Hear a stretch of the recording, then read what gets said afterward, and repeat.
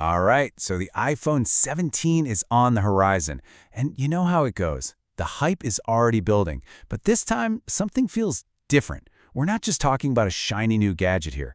This is a story about Apple, a tech giant that's really at a crossroads, staring down maybe its biggest challenge in decades. And this quote from First Post, it just hits the nail on the head. Behind the marketing theater lies a company facing its most challenging moment in decades. Wow. I mean, that really sets the stage, right?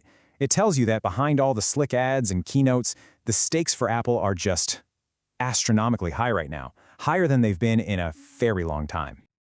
So why all the drama? Why is this one launch so incredibly important? Well, it's because Apple isn't just releasing a phone. They're trying to navigate what you could only call a perfect storm. And I mean a literal perfect storm. You've got geopolitical tariff wars messing with things. You've got these insane supply chain pressures. Then there's the mad dash to catch up in the AI race, which you know they're feeling. Add to that regulators breathing down their necks, and of course, absolutely fierce competition from rivals like Samsung. So with all that pressure piling on, the big question is, can the iPhone 17 actually deliver? Okay, so with all that weighing on them, what's Apple's big move? What are they actually putting on the table? Let's dive into the rumored hardware, because it looks like the lineup itself is getting a pretty big shakeup. So, first things first, take a look at this new 4 model family. See anything missing? Yep, the Plus model is apparently out. It's rumored to be replaced by something really interesting, a new iPhone 17 Air. And the big deal with this one? It's supposed to be ultra thin. On top of that, we're seeing some little size tweaks across the whole lineup. Now, if you're someone who always goes for the top-of-the-line stuff, listen up. The Pro models are getting some serious firepower. We're talking a rumored 8x optical zoom, which is huge. A brand new A19 Pro chip with more RAM naturally, and then there's this, a vapor chamber cooling system. So what's that? In simple terms, it's a super advanced way to keep the phone from getting hot when you're doing intense stuff, like high-end gaming or shooting 8K video. It's all about keeping that performance maxed out. But honestly, this next part might be the biggest news from most of us. For the very first time, it looks like some of those fancy premium features are coming to the entire lineup. I'm talking about ProMotion. You know that super smooth, buttery 120Hz display? It's not just for the pros anymore. This is a massive, massive win if you're planning on getting the standard iPhone 17. So, let's recap. An upgraded selfie camera, a tougher screen, better cooling, insane zoom, a whole new model. I mean, it sounds like a tidal wave of incredible must-have upgrades, doesn't it? Seems like an easy decision to upgrade. Well, maybe not so fast. Because this quote from Axel Metz over at TechRadar just perfectly captures this feeling that's been growing. He says, as an iPhone 16 Pro user, I'm struggling to buy into the hype. And that's it, right there. Even with that long list of cool new features, there's this nagging feeling that maybe it's not enough. Maybe it's not enough to create that genuine lineup around the block excitement anymore. And that brings us to Apple's biggest hurdle. So let's talk about it. Is this upgrade fatigue thing for real? I mean, is it an actual phenomenon? And if it is, how in the world does a company like Apple, whose entire business model is built on getting you to buy a new phone every year or two, how do they beat it? When you really boil it down, upgrade fatigue comes from one simple, undeniable truth. The phone in your pocket right now is already exceptionally good. I mean, think about it. The iPhone 16 Pro is a beast. The 15 Pro is a beast. So when your phone is already super fast, takes amazing photos, and the battery lasts all day, it gets a lot harder for any new feature to feel like a real game changer, you know?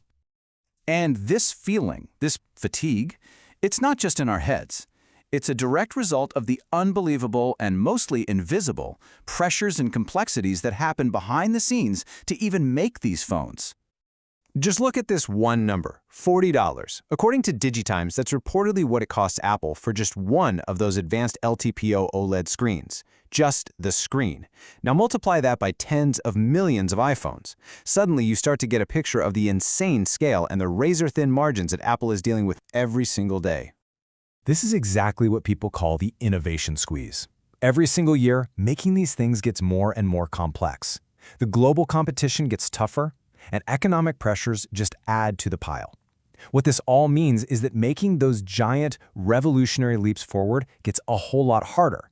So what do you get instead? You get smaller, more careful, iterative upgrades. Okay, so if the big selling point isn't just the yearly spec bump anymore, then where is the value? What's the new reason to upgrade? Well, the answer seems to be shifting. It's not just about what's inside the phone, but about the entire world that's built around it. And I have to say, I love this quote from the accessory company D-Brand. It's hilarious, but it's also brilliant. It's more than just a clever ad. It perfectly illustrates the point. The iPhone isn't just a phone anymore. It's the sun in a massive solar system of cases, chargers, apps, services, this whole vibrant ecosystem that makes the phone itself so much more valuable. But this ecosystem goes way deeper than just physical accessories. In fact, some of the most critical innovations are the ones you will literally never see. I'm talking about the quiet, foundational improvements happening in the one area that might matter most to all of us, our security. A perfect example? Something called post-quantum encryption. It sounds super complicated, but the idea is pretty simple. Apple's already started putting this into iMessage. It basically protects your data not just from the hackers of today, but from these super powerful quantum computers that might exist in the future. Think about that. It's a huge, completely invisible upgrade that is designed to keep your private information safe for years to come. And it's not just that one thing. Apple is just constantly layering on these quiet, invisible upgrades. We're talking about better stolen device protection, new hardware-level tricks to squash security bugs before they can even become a problem, and this whole private cloud compute thing for AI that keeps your data private. It's not flashy, but it's this slow, steady, and visible march toward a more perfect, more secure platform. So all this leaves us with a pretty fascinating question, doesn't it? While we're all busy obsessing over a millimeter of thickness here or a few more megapixels there, has the real innovation gone invisible?